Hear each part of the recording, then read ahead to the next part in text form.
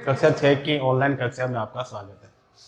जैसे कि हम आपको गणित विषय का अध्ययन करा रहे हैं और हमने एक नया प्रश्न शुरू किया था, क्षेत्रफल और परिमाप।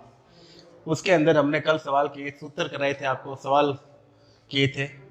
आज उसी कड़ी में आगे के सवाल है क्षेत्रफल के कि 50 मीटर लंबाई वाले एक आयताकार बगीचे का क्षेत्रफल 300 वर्ग मीटर है, तो बगीचे की चौड़ाई ज्ञात कीजिए। सबसे पहले तो आपको यह देखना है सवाल में आपको क्या दे रखा है। इसमें आपको दे रखा है 50 मीटर लंबाई वाले एक आयताकार बगीचे का क्षेत्रफल 300 वर्ग मीटर है और आपको इसमें ज्ञात करनी है चौड़ाई। क्या ज्ञात करनी है? चौड़ाई। तो सबसे पहले तो आपको इस सवाल में आपको जो दे रखा है उसको आपको हल के रूप में यहां लिखना है। सबसे पहले हम लिखेंगे आयताकार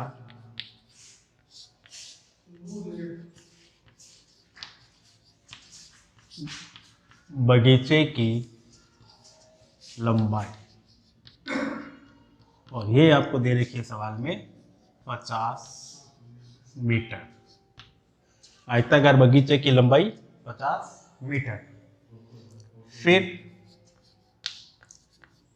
आयताकार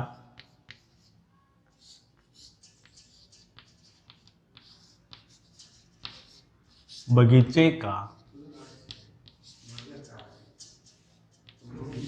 क्षेत्रफल, ये आपको दे रखा है 300 वर्ग मीटर। अब इसमें आपको क्या ज्ञात करना है? आयताकार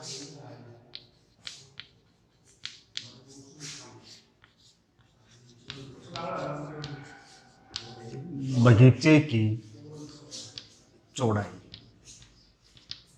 आयताकार बगीचे की चौड़ाई। तो इसका सूत्र होता है क्षेत्रफल बट्टा लंबाई। क्षेत्रफल बट्टा लंबाई, यानी क्षेत्रफल में हम लंबाई का क्या लगा देंगे? भाग लगा देंगे। तो क्षेत्रफल आपको दे रखा है 300 वर्ग मीटर बट्टा लंबाई दे रखी है आपको 50 मीटर। तो पहले मीटर का भाग हम वर्ग मीटर में लगाएंगे, तो यहां आपके पास आ जाएगा वापस मीटर। फिर एक शून्य से एक शून्य को, यानी एक जीरो को एक जीरो से हम काट देंगे। तो अब संख्या बची हमारी 30 और 5, यानी आपको 5 का भाग 30 में लगाना है। तो 5 का भाग 30 में लगाएंगे तो 5 छंग 30, यानी 6 बार जाएगा। ये कितनी बार जाएगा? 6 बार। तो ये जो 6 मीटर निकला है, ये क्या निकला है? आयताकार बगीचे की चौड़ाई। यानी आपको लंबाई दे रखी है, क्षेत्रफल दे रखा है और चौड़ाई ज्ञात करनी है। तो हम क्या करेंगे? क्षेत्रफल में लंबाई का भाग लगा देंगे। अगर मान लीजिए सवाल उल्टा हो, चौड़ाई दे रखी हो, क्षेत्रफल दे रखा हो और आपको लंबाई ज्ञात करनी हो, तो क्षेत्रफल के अंदर हम लंबाई का भाग लगा देंगे। तो इस प्रकार इस सवाल को हम आसानी से हल कर सकते हैं। अब जो प्रश्न नंबर 2 है हमारा, ये है 500 मीटर लंबाई 200 मीटर चौड़ाई वाले आयताकार भूखंड पर 8 रुपए प्रति 100 वर्ग मीटर, प्रति 100 वर्ग मीटर की दर से टाइल्स लगाने का व्यय ज्ञात कीजिए।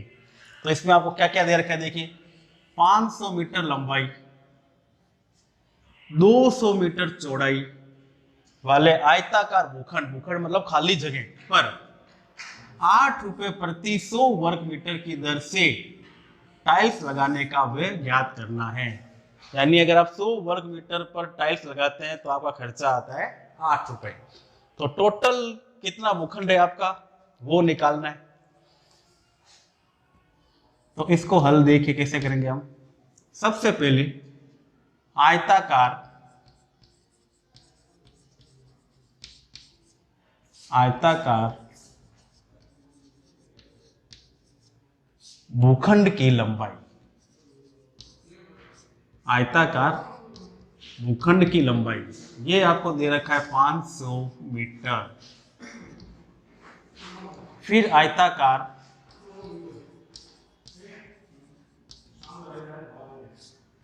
आयताकार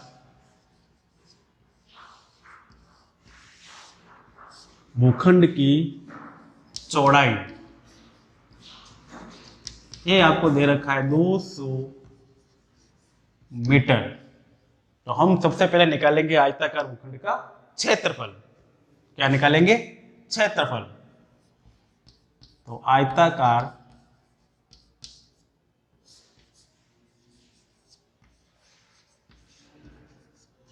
भूखंड का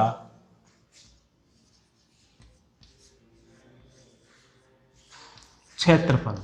अब इसका सूत्र होता है लंबाई इंटू चौड़ाई, लंबाई इंटू चौड़ाई।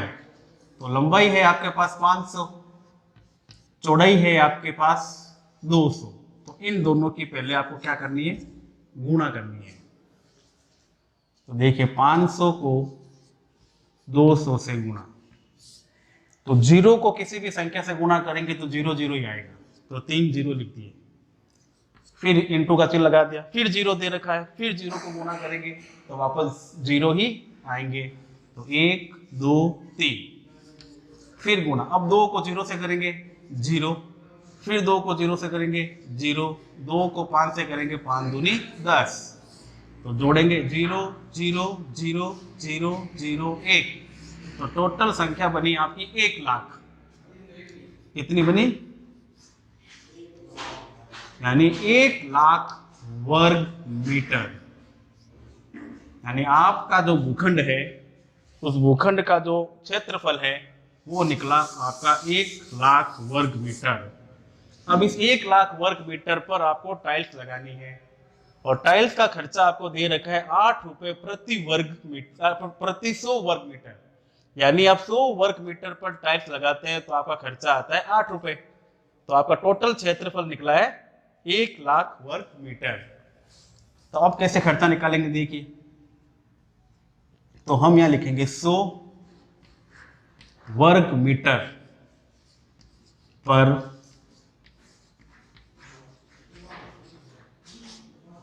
टाइल का व्यय लिख दीजिए, चाहे खर्च लिख दीजिए। ये आपको सवाल में दे रखा है 8 रुपए।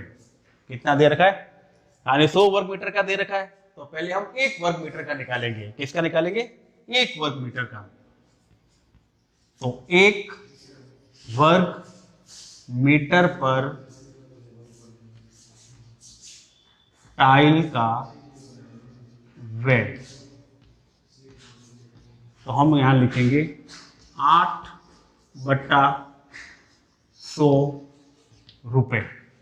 8/100 रुपए।